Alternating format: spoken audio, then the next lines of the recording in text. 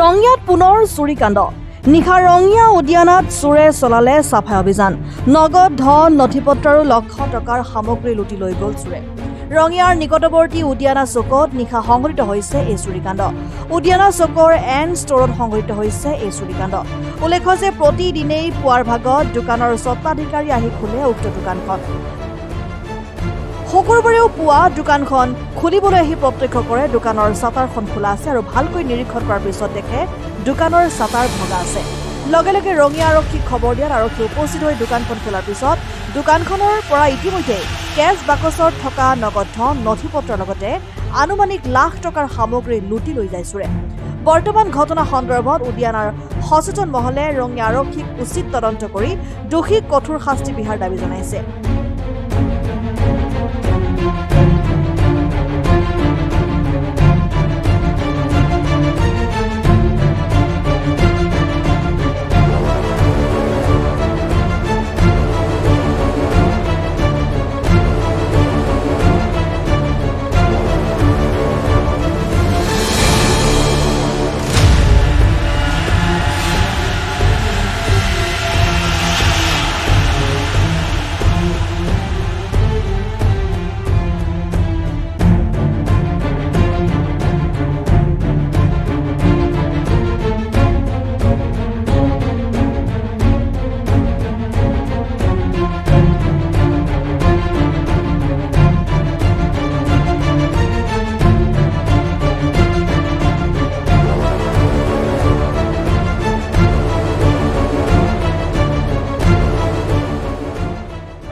আজি ৰাতিপুৱা গম পালোঁ চকত আহি পেলাই মোৰ লগৰে এজন দোকানী এজনৰ মানে কি বহুত মানুহ জোং হৈ থাকিল। আহি গম পালোঁ যে দোকানখন চুৰি হোৱা বুলি গম পালোঁ।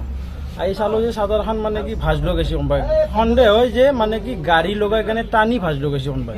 কিন্তু এনে সাধাৰণতে ধৰ একজন বা দুইজন মানুহে টানি ভাজ লগাব নোৱাৰে চাদৰখন। কিন্তু এইটো এতিয়া মানে কি ৰঙিয়া আৰক্ষীক এইটো তদন্ত কৰাৰ কাৰণে আমি দাবী জনালোঁ যাতে এই চোৰবিলাকক ধৰি উচিত শাস্তি দিয়ে। তাৰ কাৰণে ৰঙিয়া আৰক্ষীক আমি দাবী কৰিছোঁ। আজি যোৱা ৰাতি আমাৰ উদ্যানা চকত নচিব আলীৰ দোকানত ডকাইতি কাৰ্য সংঘটিত হয়। ইয়াত মানে তেওঁৰ কেছ পইচাও ভালেখিনি আছিল, প্ৰায় 23,000ৰ বেছি কেছ পইচা আছিল আৰু দোকানৰ সামগ্ৰী সহ এই চাটাৰ ভাঙি ডকাইতি কাৰ্য সংঘটিত কৰে। ইয়াৰ আগতো দুখন দোকান এনেকুৱা হৈছে। আমি আজি মানে ৰঙিয়া উদ্যানবাসী ৰাইজৰ হৈ মই প্ৰশাসনক বিনম্ৰতাৰে অনুৰোধ জনালোঁ যে ট্ৰেফিক যাতে অতি সোনকালে কৰায়ত্ব কৰি উপযুক্ত শাস্তি প্ৰদান কৰে। তাৰ কাৰণে মই বিনম্ৰতাৰে অনুৰোধ কৰিছোঁ। অতি দুখৰ বিষয় বুলি ক'ব লাগিব। মই আজি ৰাতিপুৱা মই দোকান খুলিব আহোঁতে মই দেখা পালোঁ যে মোৰ চাদৰখন বেন হৈ আছে। মই ততালিকৈ লগে লগে মই ৰঙিয়া থানা আৰক্ষীক খবৰ দিলোঁ। পিছত আৰক্ষীৰ সহযোগত মই দোকানখনৰ ভিতৰত সোমাই দেখিলোঁ যে দোকানখন মোৰ মানে উদং হৈ আছে আৰু গাঁৱলীয়া ভাষাত ক'লে উদং হৈ আছে।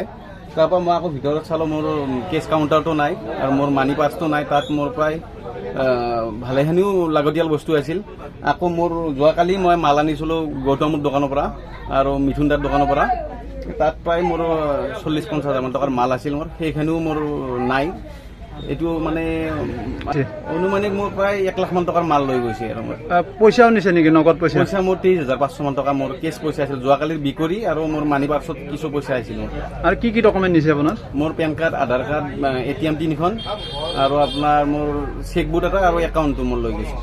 সন্দেহ বুলি ক'লে এতিয়াতো প্ৰায় মোৰ গাঁৱৰ ল'ৰাকেইটা, আমাৰ গাঁৱৰ ল'ৰাৰ মোৰ ওপৰত সন্দেহ নাই, হ'লেও কোনোবা বেলেগ হ'ব পাৰে। মোৰ অলপ মানে এতিয়া মই সন্দেহ বুলি কাকো সেনেকৈ সঠিক ক'ব নোৱাৰোঁ আৰু।